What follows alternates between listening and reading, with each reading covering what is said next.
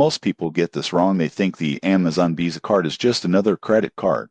But the surprising truth is that it's designed to maximize rewards for Amazon shoppers while still offering value for everyday spending. Today, I'll break down everything you need to know before applying. The Amazon Visa card comes in two main versions, the Amazon Prime Rewards Visa and the standard Amazon Rewards Visa. If you're a Prime member, you earn 5% back on Amazon purchases and Whole Foods, 2% back at restaurants, gas stations, and drugstores, and 1% back everywhere else. Without Prime, you earn 3% on Amazon and Whole Foods, 2% on other qualifying purchases, and 1% on everything else. You won't believe what happens next. These rewards are applied instantly as points toward Amazon purchases, making it seamless to redeem without extra steps.